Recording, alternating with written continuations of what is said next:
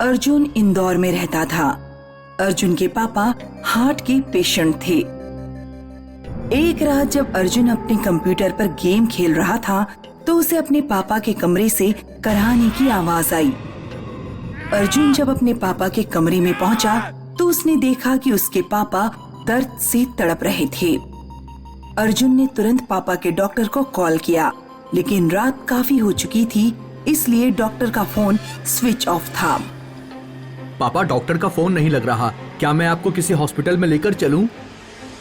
अर्जुन तेजी से चलते हुए मेडिकल हॉल की तरफ जाने लगा। लगभग सभी दुकानें बंद थीं और रोड बिल्कुल सुनसान था। किसी भी भीड़ भाड़ वाली जगह को इस तरह सुनसान देखना अलग ही एक्सपीरियंस होता है। मेन रोड के बराबर में एक पतली गली थी जिसमें किसी मेडिकल हॉल का साइन बोर्ड चमक रहा था। अर्जुन उस पतली सी गली में मुड़ गया।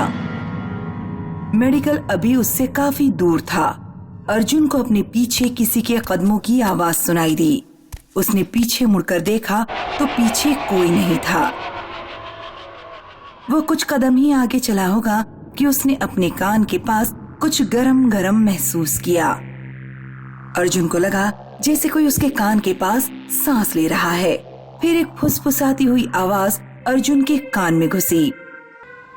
वहां मत जाओ। कौन है यहाँ?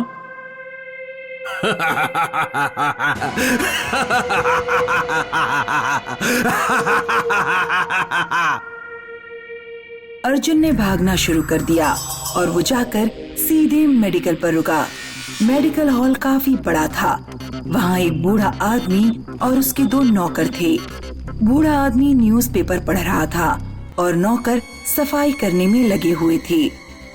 अर्जुन ने पर्चा देते हुए बूढ़े आदमी से कहा, अंकल, ये मेडिसिन मिल जाएगी क्या? बूढ़ा आदमी काफी देर तक पर्चा देखता रहा, फिर अपने नौकरों से बोला, राकेश, तुम पर्चे में लिखा सामान यहाँ ढूंढो और पंकज, तुम अंदर स्टोरेज में जाकर चेक करो। एक नौकर मेडिकल से बाहर चला गया और दूसरा मेडिकल के अंदर ही दवाइयाँ ढूंढने लगा। बूढ़े आदमी ने अर्जुन को दुकान के अंदर आकर बैठ जाने को कहा। बेटा, यहाँ आकर बैठ जाओ। स्टोरेज से लौटने में पंकज को टाइम लगेगा। अर्जुन दुकान के अंदर जाकर स्टूल पर बैठ गया। अर्जुन के फोन पर फिर कोई फुसफुसाया, तुम फंस गए। अर्जुन ने फोन में उंगली डालकर जोर से कान हिलाया। क्या हुआ बेटा? क्या कान में कुछ घुस गया है? नहीं अंकल, कुछ नहीं हुआ अंकल। उसके पीछे एक अलमारी थी जिसमें 2 चुड़ैलें खड़ी थीं और अर्जुन की तरफ देखकर मुस्कुरा रही थीं। अर्जुन ने तुरंत गर्दन सीधी करके बूढ़े आदमी को देखना चाहा। बूढ़ा आदमी गायब हो चुका था। अर्जुन स्टूल से उठा और मेडिकल से बाहर भागा, लेकिन नौकर ने अर्जुन का रास्ता रोक लिया। नौकर की शक्ल भयानक हो चुकी थी और उसके हाथ में लंबा खंजर था। नौकर ने मेडिकल हॉल का शटर गिरा दिया और खंजर लेकर अर्जुन की तरफ बढ़ने लगा। पीछे से चुड़ैलें अलमारी से निकल आईं और अर्जुन की तरफ बढ़ने लगी। मुझे जाने दो, मुझे मत मारो, कोई बचाओ मुझे। तभी अचानक किसी ने शटर उठा दिया। चुड़ैल और भूत का ध्यान उस आदमी की तरफ चला गया जिसने शटर उठाया था। अर्जुन ने उस आदमी को देखते ही पहचान लिया। वे अर्जुन के पापा के दोस्त विक्रम अंकल थे। विक्रम अंकल अपने साथ गंगा जल लेकर आए थे। चुड़ैलें और भूत जब विक्रम की तरफ बढ़े तो उन्होंने गंगा जल हाथ में लेकर चुड़ैल और भूत पर छिड़क दिया। दोनों जलकर राख हो गए। विक्रम अंकल अर्जुन को गली से बाहर निकालकर सड़क पर ले आए। अंकल, आपको कैसे पता लगा कि मैं यहाँ पर हूँ? तुम्हारे पापा ने मुझे फोन किया था। तुम अपना मोबाइल घबराहट में घर में ही भूल गए थे। तुम्हारे पापा को जिसका डर था वही हुआ। जब तुम्हारे पापा ने तुम्हें दवा लेने भेज दिया तब उन्हें ध्यान आया कि मार्केट में सिर्फ एक ही मेडिकल हॉल पड़ता है जिस पर भूत प्रेत भटकते हैं। जब हम लोग तुम्हारे बराबर थे और स्कूल में पढ़ा करते थे तो यहाँ एक मेडिकल हॉल असलियत में हुआ करता था। अनिल गुप्ता नाम का आदमी मेडिकल हॉल चलाया करता था। किसी पारिवारिक कारण से उसने और उसके पूरे परिवार ने आत्महत्या कर ली। उसके 2 पुराने वफादार नौकर जो कई वर्षों से मेडिकल पर काम करते थे, अपने मालिक के मरने का गम बर्दाश्त नहीं कर पाए और वे भी मर गए। उस समय सभी लोगों को उनकी मौत पर बहुत आश्चर्य हुआ। उन्हीं लोगों की आत्माएं आज भी भटकती हैं। आगे एक और मेडिकल हॉल है, मैं तुम्हें वहां ले चलता हूं, और आगे भी कभी भी आना हो तो उसी मेडिकल पर जाना, यहां मत आना। ये पतली गली हमेशा सुनसान रहती है। उस रात अर्जुन घर लौटा तो उसने डिसाइड किया कि वो लाइब्रेरी जाकर पुरानी न्यूज़पेपर निकलवाएगा और अनिल गुप्ता और उसके परिवार की मौत का कारण पता करेगा। बबीता अपनी माँ से अपनी बुआ के घर जाने की जिद कर रही थी। बुआ की बेटी की शादी थी और बबीता के एग्जाम्स खत्म नहीं हुए थे। मम्मी, अगले साल मेरा 12th क्लास है, इस बार घूम आते हैं, वरना फिर मुझे टाइम नहीं मिलने वाला। तुम वहाँ जाने की जिद तो कर रही हो, लेकिन वो गांव इतना अच्छा नहीं है। वहाँ के लोग अंधविश्वासी हैं। टोना, टोटका, झाड़ फूंक जैसी इन सब चीजों पर विश्वास करते हैं, और वहाँ लाइट भी नहीं आती है। मम्मी, मुझे विलेज लाइफ का एक्सपीरियंस लेना है, इसलिए एक बार तो मुझे वहाँ ले चलो। ठीक है, मैं तुम्हारे पापा से फोन करके बोलती हूँ, वो रायपुर तक रिजर्वेशन करा देंगे। उसके बाद तो टांगे से ही जाना पड़ेगा।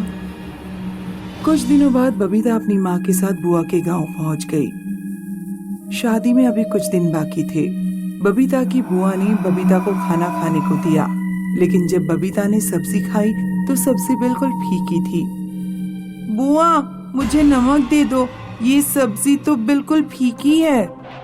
बेटी, हमारे गांव में कोई भी नमक का इस्तेमाल नहीं करता।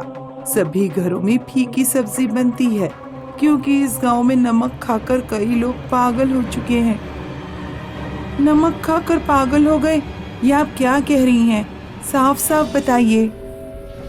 हमारे गांव पर एक चुड़ैल का साया है जो असली नमक की जगह अपना नमक रख देती है, और फिर उसके नमक को खाने के बाद इंसान चाकू या किसी धारदार चीज से अपने चेहरे पर अजीब निशान बनाता है, फिर 3 लोगों की जान लेकर अपना सिर किसी लोहे की चीज पर पीट पीट कर मर जाता है। बुआ, फालतू की बातें करके डराओ मत। मैं शहर में रहती हूँ, इस तरह की बातों से नहीं डरूंगी। डरा नहीं रही हूँ मेरी बच्ची, असलियत बता रही हूँ। हमारे घर से 3-4 घर छोड़कर एक घर है। उस घर में लड़की ने नमक खाया, चुड़ैल उसके ऊपर चढ़ गई। उसने अपनी माँ, पिता और भाई की हत्या की, फिर खुद मर गई। रात में बबीता की बुआ और मम्मी तो सो गए, लेकिन बबीता को नींद नहीं आ रही थी, क्योंकि गर्मी बहुत ज्यादा थी। लाइट नहीं आ रही थी, इसलिए पंखा भी नहीं चल रहा था। ऊपर से मच्छर भी खाए जा रहे थे। बबीता को फीका खाना बिल्कुल पसंद नहीं आया था, इसलिए वो भूखी ही रह गई थी। बबीता को याद आया कि उसने जब ट्रेन में छोले खरीदे थे, उसने छोले वाले एक्स्ट्रा नमक की पुड़िया ली थी। बबीता ने अपनी बैग से नमक की पुड़िया निकाल ली और किचन में गई। उसने बची हुई सब्जी में नमक डालकर खाना खाया और जाकर सो गई। बबीता ने नमक की पुड़िया किचन में ऐसे ही छोड़ दी थी। उधर चुड़ैल गांव के हर एक घर के किचन में जाकर नमक ढूंढ रही थी। बबीता की बुआ की किचन में उसे नमक मिल गया। चुड़ैल ने पुड़िया में अपना नमक मिला दिया। अगले दिन सुबह उठकर ही बबीता ने उस नमक को पपीते पर लगाकर पपीता खाया। नमक बबीता के अंदर जाते ही उसे कुछ हो गया। वो किचन में गई और चाकू से अपने चेहरे पर अजीब तरह के निशान बनाने लगी। बुआ जब किचन में आई तो देखा कि बबीता के चेहरे पर कई सारे खून की लकीरें हैं। बबीता चाकू लेकर बुआ की तरफ बढ़ी, लेकिन बुआ ने तुरंत किचन का दरवाजा बाहर से बंद कर दिया। किचन के अंदर एक बिल्ली दूध पीने घुस आई थी। बबीता ने बिल्ली की गर्दन काटकर दरवाजे के नीचे से बाहर फेंक दी। बबीता की माँ जब घर में आई तो बुआ ने उसे सारी बात बताई। भाभी, आपकी बेटी पर चुड़ैल चढ़ गई है। लगता है उसने चुड़ैल का नमक खा लिया है। मैंने उसे किचन में बंद कर दिया है। मैं झाड़ फूक करने वाले को बुलाने जा रही हूँ, लेकिन आप धोखे से भी किचन का दरवाजा मत खोल देना। हाय मेरी बच्ची, नहीं नहीं, मुझे दरवाजा खोलने दो। मुझे अपनी बेटी को देखना है, पता नहीं वो अंदर किस हाल में होगी। बबीता की माँ किचन का दरवाजा खोलने ही वाली थी, लेकिन बुआ ने बड़ी मुश्किल से उसे रोका। भाभी, हम दोनों की जान खतरे में पड़ जाएगी। आप और मैं कुछ नहीं कर सकते। इस समय बबीता चुड़ैल के नियंत्रण में है। बबीता, मेरी बच्ची। बुआ बाहर जाकर एक तांत्रिक को बुलाकर लाई। बाबा जी, मेरी बेटी को बचा लो, मैं उसके बिना नहीं जी पाऊंगी। लड़की को बचाने का एक ही उपाय है, भैरव देव के चरणों की राख लड़की की जीभ पर रख दी जाए तो ही उसकी जान बच सकती है। तांत्रिक ने किचन का दरवाजा खोला। बबीता पूरी चुड़ैल बन चुकी थी। तांत्रिक ने बबीता के मुंह पर एक कपड़ा फेंका और उसे कुर्सी पर बांध दिया। बबीता के मुंह पर पड़ा कपड़ा काले धब्बों से भरा जा रहा था। तांत्रिक ने कैंची से बबीता के होठों के पास का कपड़ा काटा। तांत्रिक बबीता की जीभ पर राख रखने वाला था, लेकिन बबीता ने चाकू तांत्रिक के सीने में भोंक दिया। तांत्रिक बेहोश होकर गिर पड़ा। बबीता की माँ ने तांत्रिक के हाथ से राख ली और बबीता के मुंह में डाल दी।